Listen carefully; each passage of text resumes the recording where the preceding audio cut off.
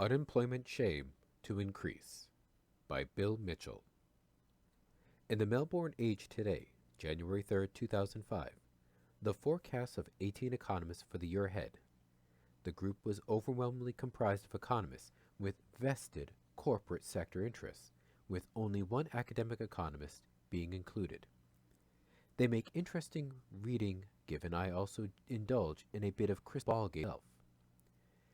In an accompanying piece written by Josh Gordon, January 3rd, 2005, Let's Get Productive, Economists, we read that, quote, private sector economists have thrown their weight behind calls for new productivity reforms to breathe life into the economy, urging the government to use further surpluses to boost infrastructure, education, innovation, and labor force participation.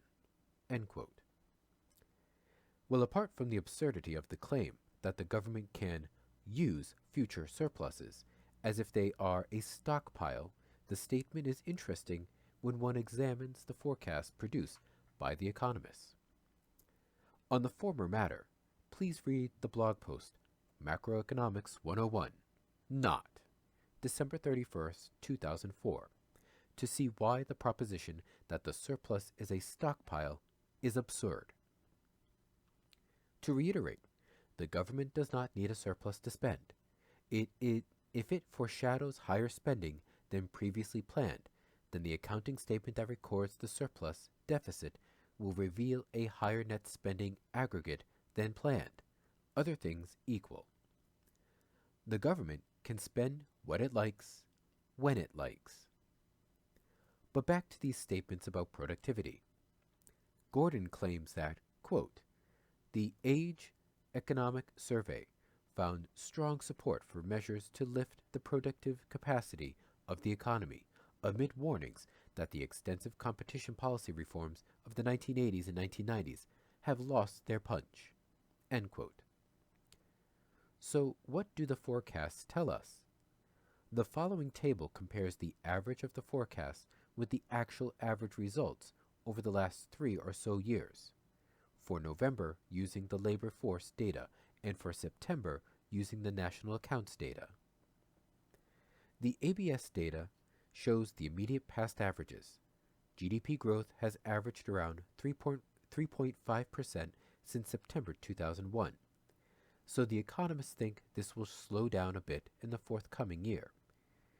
We can compute the implied estimate of labor productivity that the economists on average consider as the difference between GDP growth and employment growth, which means in comparison to the 1.45% per annum computed from ABS data since September 2001, the economists see a slight fall in labor productivity, 1.40% growth in 2005. However, it is hard to see how the estimates are internally consistent. We know that the labor force has grown at around 1.66% per annum over the last several years. One reason the official unemployment rate is at 5.2% is because over the last several years, the GDP growth rate required to hold unemployment steady has been approximately 3.1% per annum, and actual GDP has averaged around 3.5% per annum. So employment growth has outstripped labor force growth. Although we know from the CLMI data published by Coffey that an interesting amount of this employment growth is in part-time jobs that offer less than the desired hours of work. The gap between hours offered and hours wanted shows up in the rising importance of underemployment in total labor underutilization. There are no labor force forecasts included in the survey, so if we impose the 1.66% per annum figure, we would compute the average forecasted required GDP growth, sum of labor force and productivity growth, to be around 3.06, say 3.1. This would imply further reductions in the unemployment rate, so the average forecast of a rising unemployment rate doesn't make sense. The forecasts on average are internally inconsistent. In fact, I checked each individual forecast for accounting consistency, and all of the forecasts were internally inconsistent, notwithstanding the approximation inherent in this sort of Occam arithmetic.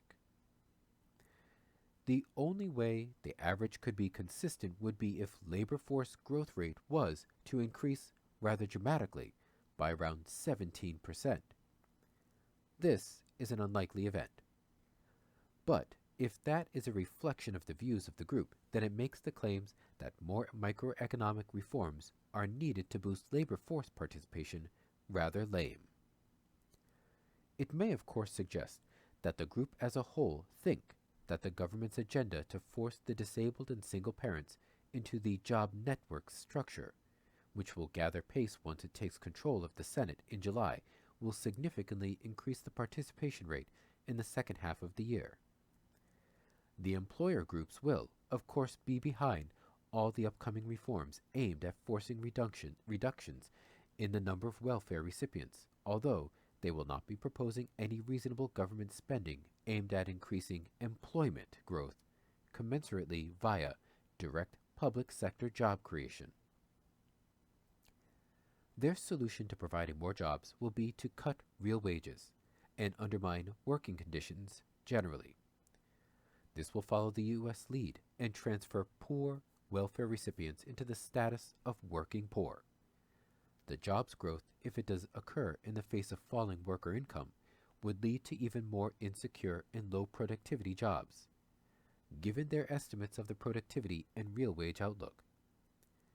One forecaster thinks output growth will be 4.8% over 2005, and employment growth will come in at 4.1%. This suggests a miserly 0.7% productivity rate growth over 2005. The forecaster also suggests that the unemployment rate will drop to 4.9%, down on the current official rate of 5.2. The sums don't add up. If labor force growth remains at around 1.66% and the productivity growth was to be 0.7%, then with a GDP growth rate of 4.8%, we should expect to see around 2.4 to 2.5 percentage point drop in the unemployment rate. Clearly, these forecasts should not be taken seriously. Further, the group predicts that real wages on average will grow by 1.4%, which is more or less equal to the implied growth in labor productivity. This means they are predicting no cost pressures will be entering the labor market from the labor market. We will judge the comments of the employer groups in various wage tribunals over 2005 in this light. I bet they won't be consistent with this prediction. As an aside, the inflation rate is barely expected to move, which means the group doesn't consider the rapid rise in oil prices to be of any significance. The last two oil price rises of this sort of spiking magnitude were followed by large recessions. I am leaning more to that outcome being closer to the mark than the relatively optimistic outcomes predicted by the business economists, who after all have a vested interest, by and large, in talking the economy up. My consistently negative comments about the absurdity of running an economic growth strategy by running budget surpluses and thereby relying on ever-increasing levels of household debt also condition my pessimism. Conclusion. Overall, despite the fun with numbers, the overwhelmingly discouraging thing about the whole exercise is the lack of outcry over the forecasted rise in the unemployment rate. 13 of the 18 predict that the unemployment rate will rise, 2 see no change, and 3 think that unemployment will fall. On average, the unemployment rate will rise over 2005.